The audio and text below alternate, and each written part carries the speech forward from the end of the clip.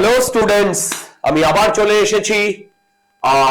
আজকে আমরা HC ভার্বা problem সিরিজের ওয়েভ এন্ড মোশনটা শেষ করব, থার্ড লেকচার। ওকে, অলরেডি আমরা ফার্স্ট দুটো লেকচার করেছি। ওকে, আজকে আমরা যে থার্ড লেকচার করব সেখানে যে প্রবলেমটা শুরু করব সেটা হচ্ছে 52 নাম্বার প্রবলেম থেকে। দেখো 52 নাম্বার প্রবলেম থেকে কি বলেছে, the equation for the vibration of a string fixed at both ends vibrating in its third harmonic, that is important, third harmonic, is given by this equation. দেখো, is given by this equation. What is the frequency of vibration? What are the position of the notes? What are the positions of the notes? What is the length of the string? What is the length of the string? What is the wavelength and the speed of the two traveling waves that can interfere to give this vibration? এখানে অনেক কিছু বলেছে।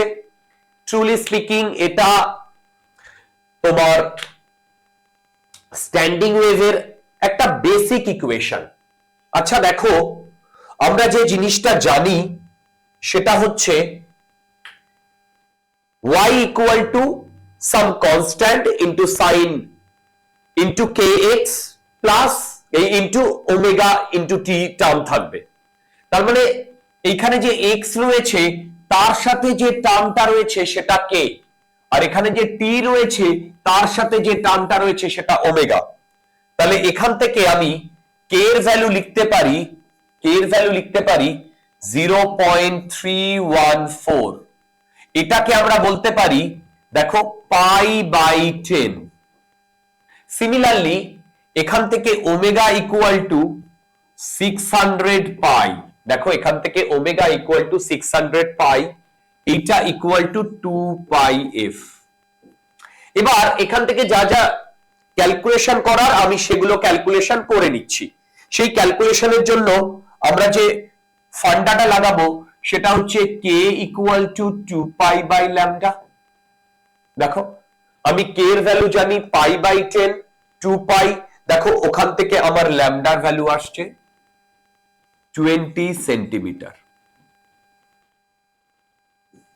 এখান থেকে আমি যদি k এর value বসাই, এখানে একটা জিনিস লক্ষ্য করো, এখানে সেন্টিমিটার ইনভার্স সে জিনিসটা দেওয়া আছে। দেখো সেন্টিমিটার ইনভার্স এ জিনিসটা দেওয়া আছে, আর এখানেও সেকেন্ড ইনভার্সে জিনিসটা দেওয়া আছে।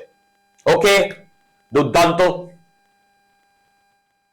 এবার দেখো k equal to this lambda আমি এখান থেকে পেলাম। আবার k এর আরেকটা ভ্যালু আমি জানি, সেই k এর ভ্যালু হচ্ছে, মনে করে দেখো, সেই k এর ভ্যালু হচ্ছে ওমেগা আপন ভি। ওমেগার ভ্যালু দেওয়া আছে 600 পাই, এর ভ্যালু পাই বাই 10। ওখান থেকে দেখো ভি এর ভ্যালু আসছে 6000 centimetre per second, which comes out to be 6 metre per second. দেখো 6 মিটার পার সেকেন্ড। তাহলে what is the frequency of vibration? এখান থেকে আমি ফ্রিকোয়েন্সি কত পাচ্ছি? আরে 2 পাই কেটে দিলে 300 হার্টজ। এইটা আমার ফার্স্ট পার্টের আনসার। সেকেন্ড পার্ট কি বলেছে?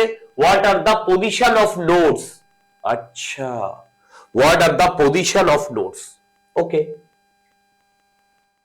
থার্ড হারমোনিকের কথা বলেছে, তার মানে আমরা এইটা তো জানি। দেখো এইটা তো জানি, nth harmonic equal to nth harmonic equal to, দেখো nth harmonic equal to n খানা লুপ, মানে যে কটা লুপেও ভাইব্রেট করবে তত nth হারমোনিক হবে। বলে দিয়েছে থার্ড হারমোনিকে ভাইব্রেট করছে। আমি যদি স্ট্রিং এর ডায়াগ্রাম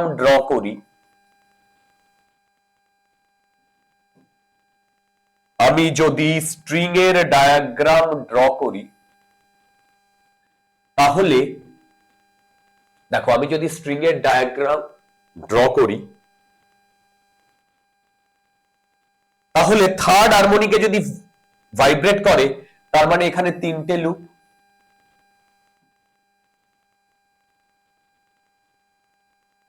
দেখো তিনটে লুপ।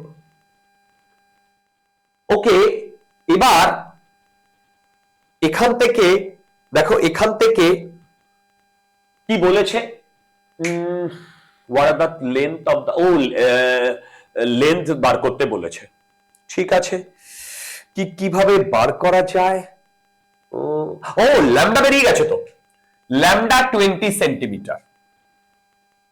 তার মানে ভেবে দেখো, এইখান থেকে এইটুকু হচ্ছে 20 centimetre,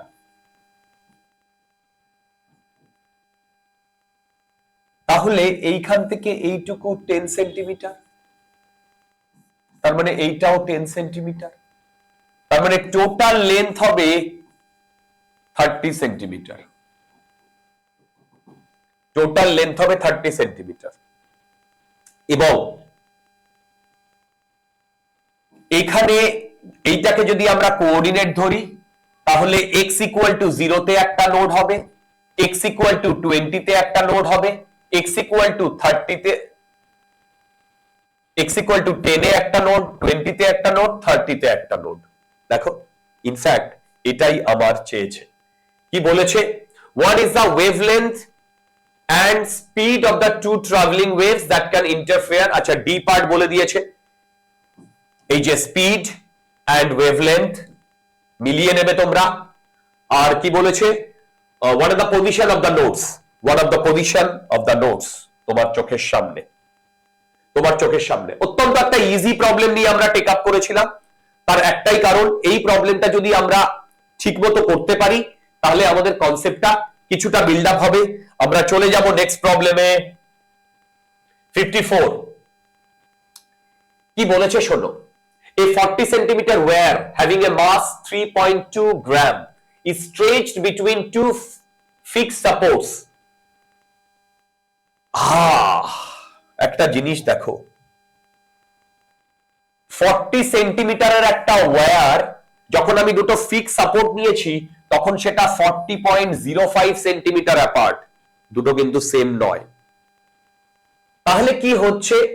in its fundamental mode the wire vibrates 220 hertz, 220 hertz এ ও ভাইব্রেট করছে। if the area of cross section, area of cross section বলে দিয়েছে, find the young modulus। অত্যন্ত ইজি একটা প্রবলেম, কিন্তু এই প্রবলেমটা আমি কেন টেক আপ করেছি তার তার উত্তরটা শোনো। দেখো এই এক্সপেরিমেন্টটা যখন আমরা করি, তখন কি করি? আমি একটা ওয়্যার তুলে নিই, সেই ওয়্যারের একটা মাস থাকে আর তার একটা লেন্থ থাকে, সেখান থেকে আমরা মিউ ক্যালকুলেট করি। তাহলে আমরা যখন মিউ ক্যালকুলেট করব, যখন আমি ওয়্যারটা তুলে নিয়েছি, তখন ছিল 40 সেন্টিমিটার। দেখো, যখন আমি ওয়্যারটা তুলে নিয়েছি, তখন 40 সেন্টিমিটার। যখন আমি দুটো ফিক্সড এন্ডে এইটাকে লাগিয়েছি, তখন 40.05 সেন্টিমিটার। দেখো, যখন আমি ওয়্যারটা তুলেছি, তখন 40 সেন্টিমিটার, আর যখন আমি এই দুটো ফিক্স পয়েন্টে লাগিয়েছি, তখন 40.05 সেন্টিমিটার। তার মানে 05 সেন্টিমিটার এইটুকু লেন্থ বেড়েছে, এইটুকু লেন্থ বেড়েছে। তাহলে অরিজিনাল লেন্থ 40, বেড়েছে 0.5। তাহলে আমি এখান থেকে স্ট্রেইন ক্যালকুলেট করতে পারি। স্ট্রেইন সেটা হচ্ছে delta L by L, that is 0.05 divided by 40। এটা আমি ক্যালকুলেট করে রাখলাম। এবার দেখো, আমি যদি মিউ ক্যালকুলেট করতে চাই, তাহলে সেই মিউ ক্যালকুলেশনে মাসটা তো আর চেঞ্জ হচ্ছে না, 3.2। তাহলে 3.2 গ্রাম ডিভাইডেড বাই, বলতো ডিভাইডেড বাই 40 হবে না 3.2 গ্রাম, এটা gram not G, gram, divided by 40.05 হবে? আরে ভাই দুটোই তো লেন্থ। এবার দেখো এইটা বোঝার জন্য আমাকে এক্সপেরিমেন্টটা একটু ভাবতে হবে। আমি একটা ওয়্যার তুলেছি, ওয়্যার তুলে এক্সপেরিমেন্টের আগেই মানে দুটোকে ক্ল্যাম্প করার আগেই আমি মিউটা ক্যালকুলেট করব। তার মানে তখন ওকে স্ট্রেস করিনি বা স্ট্রেন ডেভেলপড হয়নি, তাহলে তার 40 সেন্টিমিটার হচ্ছে তার লেন্থ ছিল। তাহলে আমরা যখন মিউ ক্যালকুলেট করব তখন আমরা এইটা নেব, মানে 40 সেন্টিমিটার নেব, 40.05 সেন্টিমিটার নেব না, 40.05 সেন্টিমিটার নেব না। তাহলে মিউ আমরা এইটা ক্যালকুলেট করলাম, কারেক্ট? এবার এইটা যদি আমরা মিউ ক্যালকুলেট করি, দেখো এটা জি গ্রামে দেওয়া আছে, আমরা এটাকে কেজিতে কনভার্ট করব। তোমরা ম্যাচিওরড এনাফ, 32/40 মানে 8, দেখো তোমরা এটা ক্যালকুলেট করতে পারবে। এইটা আসবে 8 × 10⁻³ কেজি পার, এটা মিটার। এইটা মিউ হবে। ডেফিনেটলি এখানে 40.05 নেব না, কারণ এক্সপেরিমেন্টের পরে আমরা মিউটা ক্যালকুলেট করি না, এক্সপেরিমেন্টটা শুরু হওয়ার পরে আগে আমরা মিউটা ক্যালকুলেট করি। Wonderful, wonderful. এবার আমরা তো ফর্মুলা জানি, দুটো ফিক্সড এন্ডে যদি আমরা ভাইব্রেট করাই তাহলে এফ এন হয় n/12√T/μ। এবার যদি বলে it's fundamental mode, fundamental mode, fundamental mode মানে n = 1। ভাই লোক ফান্ডামেন্টাল মোড মানে n = 1। এবার ট্রুলি স্পিকিং আমরা এখান থেকে কি ক্যালকুলেট করতে পারি? তার মানে দেখো ফান্ডামেন্টাল মোড মানে কত ফ্রিকোয়েন্সি? 220 হার্টজ। তাহলে এইখানে আমি লিখতে পারি 220 হার্টজ = 1/2। এবার যখন আমি এল ক্যালকুলেট করব তখন আমি এটাকে এইখানে বেঁধেছি, তাহলে এইখানে আর এইখানে যদি নোড তৈরি হয় তখন আমার টোটাল লেন্থ নিতে হবে 40.05। That is important. তখন কিন্তু 40 নেব না, 40 কোথায় নিয়েছিলাম? মিউ ক্যালকুলেশনে, কিন্তু লেন্থ ক্যালকুলেশনে আমি নেব 40.05, 40.05। তার মানে 2 × 40.05 রুট টি আমাকে ক্যালকুলেট করতে হবে। আমি লিখলাম টি বাই মিউ 8 × 10⁻³ দেখো 8 × 10⁻³। তোমরা কি সবাই বুঝতে পেরেছো এটা? যদি বুঝতে পারো তোমরা সবাই ক্যালকুলেট করো, তোমরা সবাই ক্যালকুলেট করো। 220 × 2 × 40.05, ওকে, এটাকে আমি স্কয়ার করে দিলাম, ডিভাইডেড বাই 10.5। আচ্ছা, তার মানে এখান থেকে আমার টি এর ভ্যালু বেরোবে ডিভাইডেড বাই 8 × 10⁻3। তার মানে এখান থেকে আমার ভ্যালু বেরোবে অলমোস্ট 248 এর কাছাকাছি। টি বেরোচ্ছে 248 এর কাছাকাছি, 248 এর কাছাকাছি। এবার একটা জিনিস দেখো, এখানে ক্রস সেকশনাল এরিয়া দিয়ে দিয়েছে, ক্রস সেকশনাল এরিয়া। তাহলে আমি যদি ইয়াংস মডুলাসের কথা বলি y, সেটা স্ট্রেস বাই স্ট্রেন। দেখো স্ট্রেস বাই স্ট্রেন, তার মানে স্ট্রেস মানে হচ্ছে যে ফোর্সটা ডেভেলপড হয়েছে, এখানে তো টেনশন ফোর্সটা ডেভেলপড হয়েছে, তার মানে T/A divided by delta L/L। এবার T মানে 248 ডিভাইডেড বাই 1 মিলিমিটার স্কয়ার হয়েছে, সেটাকে যদি আমি মিটারে কনভার্ট করি তাহলে হবে 10⁻⁻6 ডিভাইডেড বাই, দেখো ডিভাইডেড বাই 0.05/40, 0.05/40। ওকে, দেখো তোমরা এটা বুঝতে পেরেছো কি না? ওকে ওকে,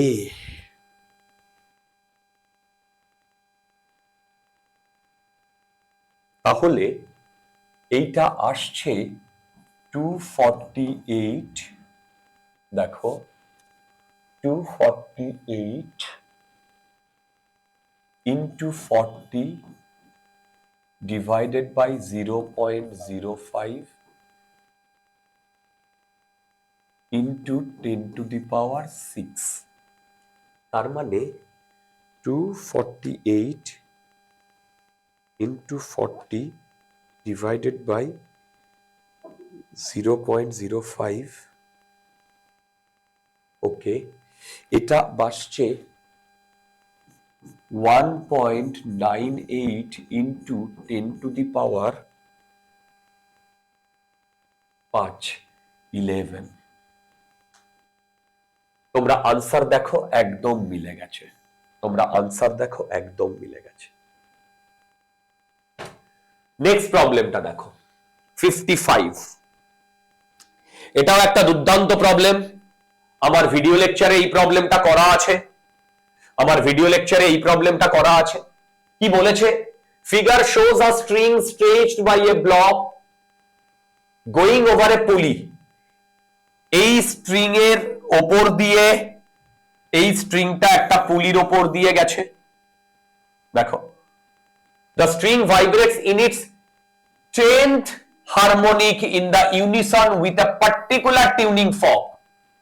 আমি ধরলাম এই পার্টিকুলার টিউনিং ফর্কের ফ্রিকোয়েন্সি হচ্ছে এফ নট, আমি ধরলাম এই পার্টিকুলার টিউনিং ফর্কের ফ্রিকোয়েন্সি হচ্ছে এফ নট। প্রথমে আমি এইখান থেকে এইটুকু যদি কনসিডার করি তাহলে দুটো ফিক্সড এন্ড, তাহলে সেই ফিক্সড এন্ডের আমার ফর্মুলা হয় F N equal to n upon 2l root t by mu, এইটা হয় ফ্রিকোয়েন্সির ফর্মুলা।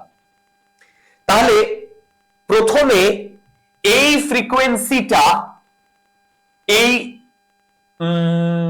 10th হারমোনিকের সাথে ইউনিসন মানে একই ফ্রিকোয়েন্সিতে ভাইব্রেট করছে, তাহলে আমি লিখতে পারি এই F not equal to first 10। তখন আমি ধরলাম টেনশন T1 ফার্স্ট কেসে যখন 10th হারমোনিকে ভাইব্রেট করছে, তার মানে এটা কি লিখবো 10 upon 2l root T1 upon mu। কেন? আরে ভাই এর ক্রস সেকশনাল এরিয়া এগুলো তো কিছুই চেঞ্জ হচ্ছে না, না মিউ না এল। এইবার কি বলেছে শোনো, এই এফ নটটা কিন্তু আবার যে টিউনিং ফর্কটা নিয়েছি তার সাথে ও ইউনিসন মানে ভাইব্রেট করছে বা রেজোনেট করছে। তারপরে কি বলেছে, when a beaker containing water is brought under, মানে এরপরে এর মধ্যে আমরা একটা ওয়াটারের মধ্যে ডুবিয়ে দিলাম। যদি ওয়াটারের মধ্যে ডুবিয়ে দিই তাহলে ওপর দিকে একটা বাউয়েন্ট ফোর্স কাজ করবে, সেই বাউয়েন্ট ফোর্সের জন্য এখানে যে আগে টেনশন ছিল T1 ছিল সেটা চেঞ্জ হয়ে যাবে, সেটা চেঞ্জ হয়ে T2 হয়ে যাবে। যদি T2 টেনশন চেঞ্জ হয়ে যায় তাহলে এই কন্ডিশনে চলে এসো, মিউ সেম আছে, এল সেম আছে, তখনও ওই আগের টিউনিং ফর্কের সাথে সেম ফ্রিকোয়েন্সিতেই ভাইব্রেট করবে। তাহলে টি যদি চেঞ্জ হয় তাহলে এন কে চেঞ্জ হতেই হবে, এবং সেটাই হয়েছে। কি হয়েছে এখানে দেখো, কি হয়েছে এখানে বলে দিয়েছে, when the beaker is dipped into the beaker the string vibrates in its 11th harmonic, মানে তখনও f not equal to f11 equal to 11 by 2l root t2 by mu। এইটা 1 নাম্বার, এটা 2 নাম্বার ইকুয়েশন। क्या बात क्या बात। এবার মন দিয়ে তোমরা শুনবে, সেটা হচ্ছে এই দুটো ইকুয়েশনে এফ নট দুটোর সাথেই সেম ফ্রিকোয়েন্সিতেও ভাইব্রেট করছে, তার মানে f10 ইকুয়াল টু f11। সেইটা যদি করি মিউ এল কেটে যাবে, কেটে গিয়ে তোমরা দেখো T1 by T2 equal to কত পাচ্ছ? T1 by T2 equal to কত পাচ্ছ? চেক করে দেখো 121 by 100 পাচ্ছ। মানে এইটা তোমরা বেসিক্যালি 11 by 10 হোল স্কয়ার পাচ্ছ, একদম। এবং এইটাকে আমি আমার রেখে দিলাম একটা জায়গায়, একটু পরেই লাগবে, ঠিক?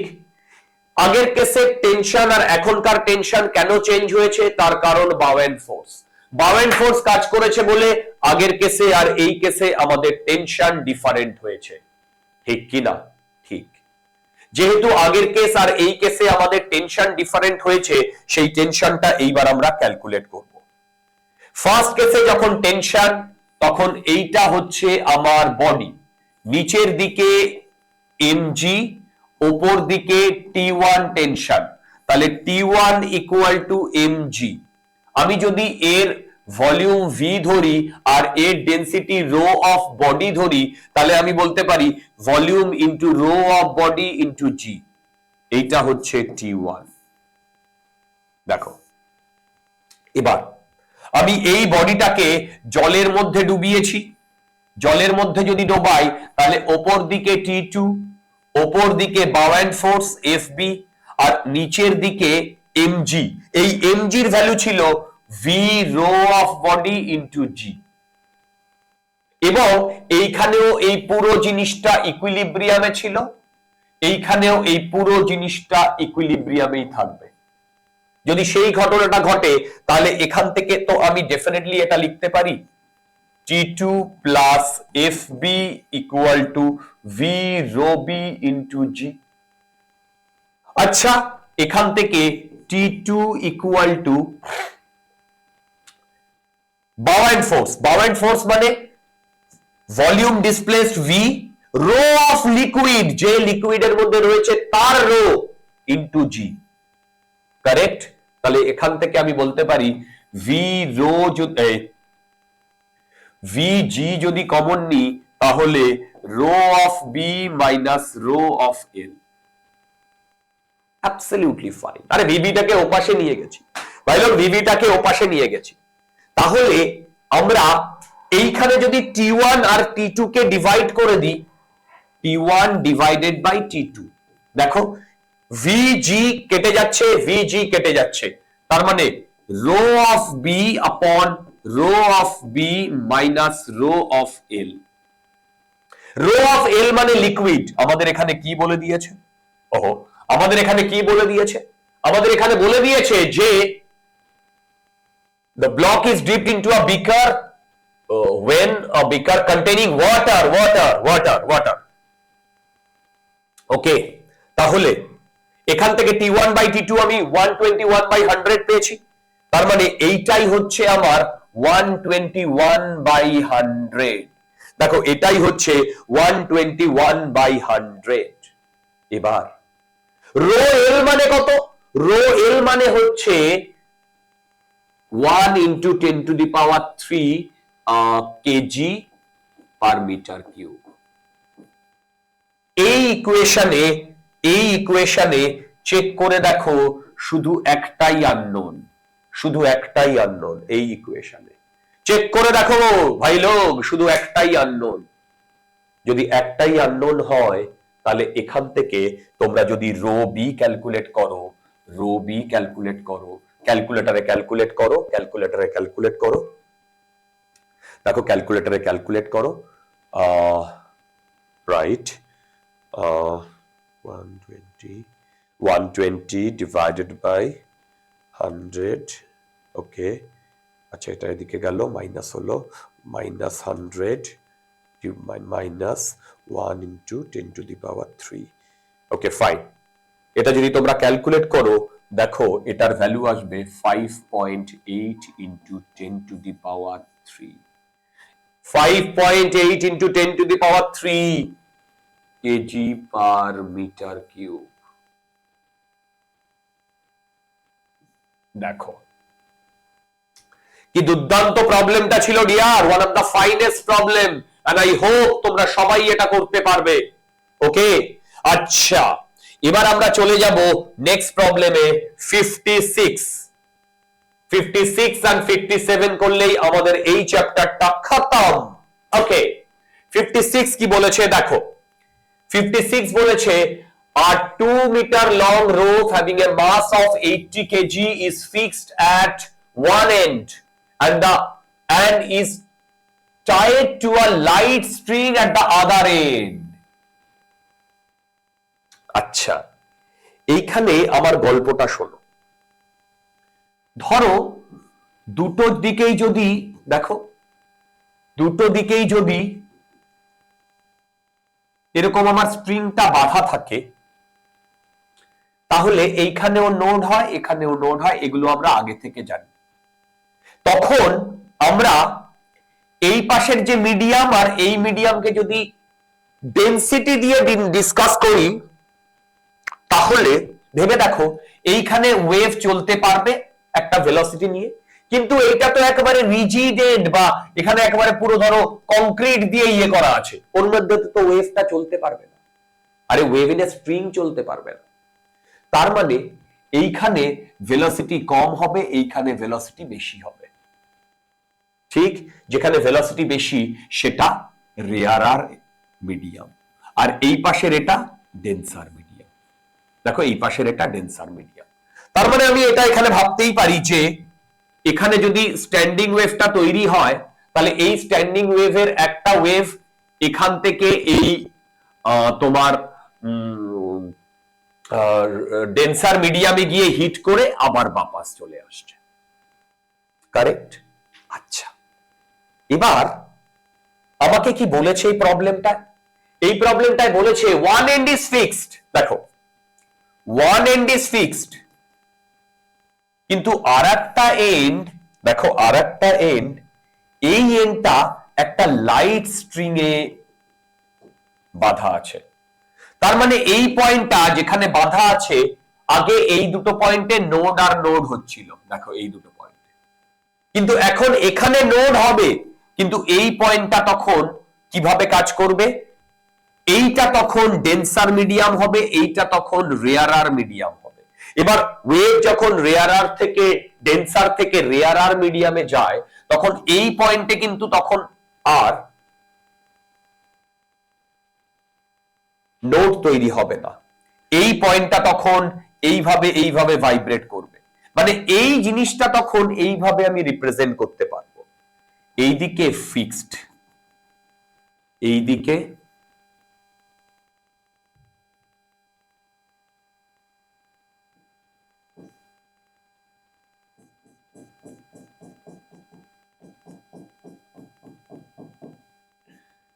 এইরকম একটা ব্যাপার। মানে এই এন্ডটা তখন ফ্রি এন্ড হিসেবে কাজ করবে, মানে এই এন্ডে তখন অ্যান্টি নোড তৈরি হবে। তোমার প্রবলেমে বলে দেবে না ডাইরেক্টলি যে এখানে অ্যান্টি নোডই তৈরি হবে, তোমার প্রবলেমে বলে দেবে না যে এখানে অ্যান্টি নোডই তৈরি হবে। তোমাকে যে ডেটা দেবে, সেই ডেটা থেকে তোমাকে কনক্লুড করতে হবে যে ওখানে অ্যান্টি নোড তৈরি হবে না নোড তৈরি হবে। এখানে একটা সবথেকে মজার ব্যাপার কি জানো? এখানে একটা মজার ব্যাপার, সেটা হচ্ছে এইচসি ভার্মার এই ধরনের প্রবলেম যদি আমরা একটু লজিক্যালি সলভ করতে পারি, তাহলে নিট আর মেনের কোনো প্রবলেম আটকাবে না, গ্যারান্টেড। নিট আর মেনের কোনো প্রবলেম আটকাবে না, গ্যারান্টেড। ঠিক, তাহলে এই এন্ডে যখন লাইট স্ট্রিং এর সাথে বাঁধা আছে, তার মানে সেটা রিজেম্বল করবে এইটার মতো। তার মানে এইখানে যদি নোড তৈরি হয়, তাহলে এইখানে অ্যান্টি নোড তৈরি হবে। এখানে যদি নোড তৈরি হয়, তাহলে ওখানে অ্যান্টি নোড তৈরি হবে। দেখো এখানে যদি নোড তৈরি হয়, তাহলে এখানে অ্যান্টি নোড তৈরি হবে। এটাই এর ফান্ডা। দেখো এবার তো খুব ইজি, দেখো এবার তো খুব ইজি, এবার খুব ইজি। কি বার করতে বলেছে? বলেছে find the frequencies of the fundamental and the first two overtone. ওকে, তাহলে এখন তো পুরো থিওরি ভাই লোক, এখন তো পুরো থিওরি। মানে যদি one end fixed and one end open হয়, আমি ইনস্ট্রুমেন্টের সময় বলেছিলাম তাহলে এখানে যদি ফান্ডামেন্টাল তৈরি হয় তাহলে এইরকম জিনিসটা ঘটনাটা ঘটবে। দেখো এইরকম ঘটনাটা ঘটবে। ওকে, আচ্ছা এবার আমরা কিছু জিনিস একটু ক্যালকুলেট করে নেব। দেখো প্রথমে মিউ কত বলেছে? 2 মিটার লং 80 গ্রাম। দেখো মিউ কত বলেছে? 2 মিটার লং 80 গ্রাম। তার মানে মিউ হচ্ছে 80 গ্রাম। তো আচ্ছা 80 ইন্টু 10 টু দি পাওয়ার -3/2 মাস পার। ঠিক, টেনশন বলে দিয়েছে 256। তার মানে এখান থেকে ভেলোসিটি কি বার করব? P upon mu 256 divided by mu 80 into 10 to the power -3 into 2। দেখো এটা জাস্ট ফর্মুলা ইয়ে করেছি। এইটা যদি আমি ক্যালকুলেট করি এইটা আমার 80 মিটার পার সেকেন্ড আসছে। এইটা আমার 80 মিটার পার সেকেন্ড আসছে, right? 2 into 256 divided by 80 into 10 to the power 3 root answer করলে 80 মিটার পার সেকেন্ড অ্যাবসলিউটলি আসছে। তার মানে আমি find the frequencies of the fundamental. আচ্ছা ফ্রিকোয়েন্সি গুলো পেতে হবে। দেখো এই পর্যন্ত আমি বুঝতে পেরেছি। এবার যখন ফান্ডামেন্টালে মুভ করবে তখন এই সিনারিওটা হবে। যখন ফান্ডামেন্টালে মুভ করবে তখন এই সিনারিওটা হবে। তাহলে এই সিনারিও যদি হয় তাহলে এখান থেকে এইটুকু যদি 2 মিটার হয়, দেখো এখান থেকে এইটুকু যদি 2 মিটার হয় তাহলে এইখান থেকে এইটা বেসিক্যালি λ/4। দেখো আরে ভাই এইটা তো পুরো ল্যামডার 1/4 ফ্র্যাকশন। তাহলে এইটা ইকুয়াল টু 2 মিটার। তাহলে দেখো ল্যামডা ইকুয়াল টু 8 মিটার। দেখো ল্যামডা ইকুয়াল টু 8 মিটার। ওকে, আচ্ছা আমরা ভেলোসিটি জানি, আমরা ল্যামডা জানি। তাহলে এখান থেকে v equal to f lambda, 80 equal to f into lambda কত ক্যালকুলেট করলাম একটু আগেই, 8। তাহলে ফ্রিকোয়েন্সি ইকুয়াল টু 10 হার্জ। এইটা ফান্ডামেন্টাল ফ্রিকোয়েন্সি। দেখো এইটা ফান্ডামেন্টাল ফ্রিকোয়েন্সি। ওকে, এইটা ফান্ডামেন্টাল ফ্রিকোয়েন্সি। এবার এইটা one end fixed, one end open. আমি তোমাদের বলেছিলাম কেন ওয়ান এন্ড ওপেনের কোনো মিউজিক্যাল ইনস্ট্রুমেন্ট পাওয়া যায় না। সেটা আমাদের কানের জন্য খুব সুখকর হয় না। কেন? কারণ সেখানে ইভেন হারমোনিক গুলো মিসিং থাকে। তাহলে আমি যদি এখানে আসি এবং এখানে বলি ফার্স্ট ওভারটোন, দেখো এখানে যদি ফার্স্ট ওভারটোন বলি আর সেকেন্ড ওভারটোন বলি, আচ্ছা সেকেন্ড ওভারটোনটা পরে লিখছি, ফার্স্ট ওভারটোন বলি। দেখো ফার্স্ট ওভারটোন মানে হচ্ছে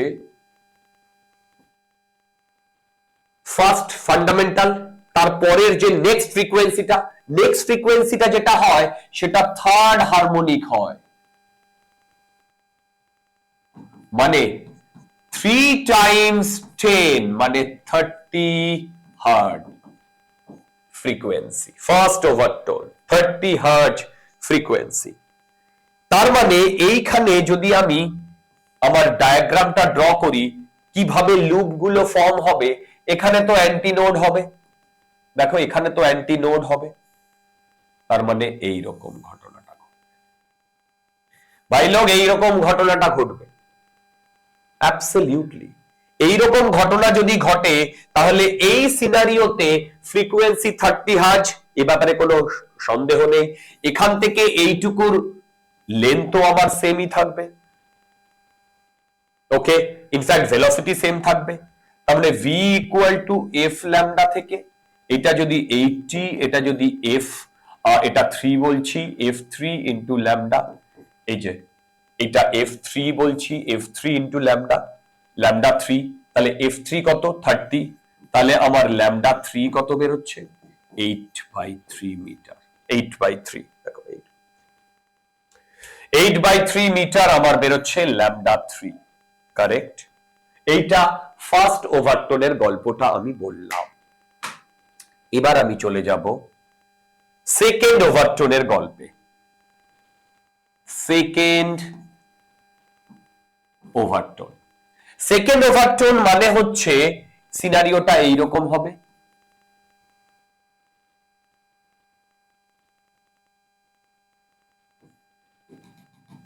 সেকেন্ড ওভারটোন মানে এই কেসে fifth harmonic,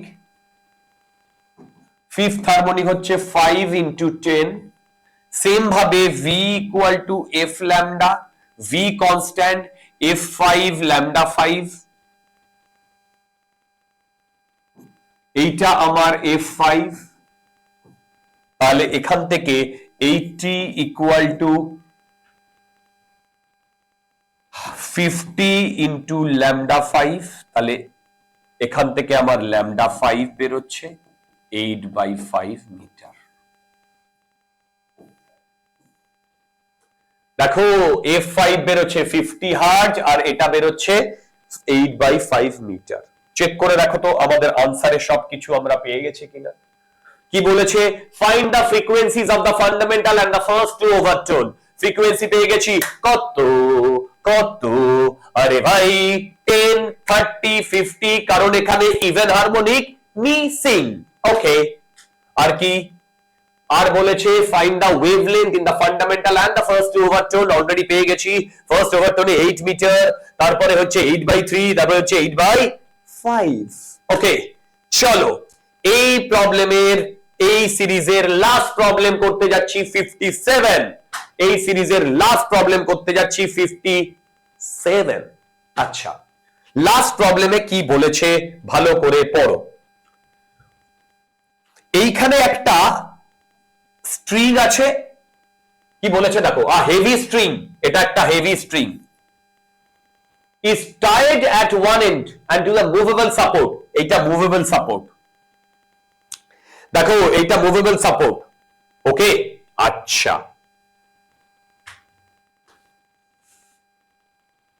and to a light thread at other end, এইটা লাইট থ্রেড, এইটা, এই কনসেপ্টটা কিন্তু আগের কনসেপ্টের থেকে আসবে। কি কনসেপ্ট, সেটা হচ্ছে এইটা হেভি আর এইটা লাইট, তার মানে এইটা basically one end fixed one end free, এই কনসেপ্টে কাজ করবে। One end fixed one end free, এই কনসেপ্টে কাজ করবে, ওকে। এবার কি হচ্ছে একবার দেখি, সেটা হচ্ছে দেখো ল্যামডা 5 বেরিয়েছে এইটায়, এইখান থেকে এই টু 10 সেন্টিমিটার। তার মানে কি ঘটনাটা ঘটছে বলতো, প্রথমে যদি আমি ফার্স্ট সিনারিওতে যদি এটা ড্র করি, দেখো ফার্স্ট সিনারিওতে, তাহলে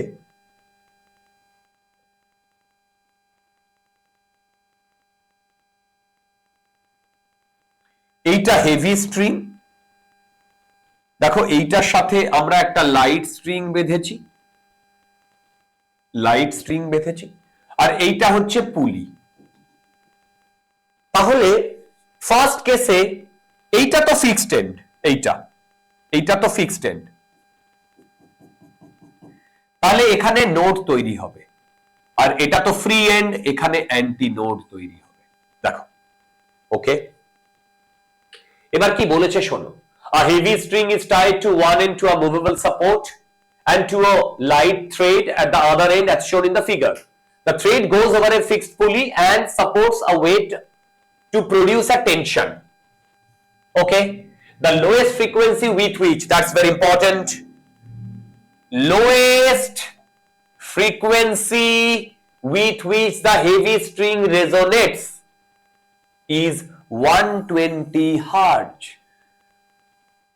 কি বললাম? The lowest frequency with which the heavy string resonates is 120 hertz, lowest.